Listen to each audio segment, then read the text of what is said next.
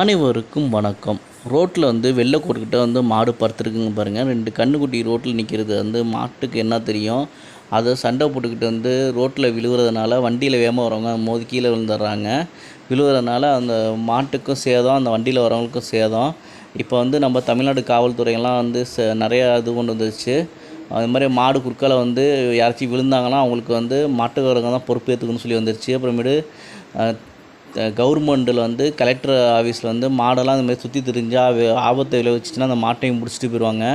விவசாயிக்கு தான் அது கேடு. இந்த மாட்டெல்லாம் வேந்த மாட்டெல்லாம் கட்டி போட்டு வளர்த்தா அவங்களுக்கு நல்லது. இதே மாதிரி வளர்த்தா தான் பல பேர்த்துக்கு இடைஞ்சல் இல்லாமல் இருக்கும். இந்த மாடு பாருங்கள் ரோட்டில் வெள்ளை கொட்டுட்டே படுத்துருக்கு.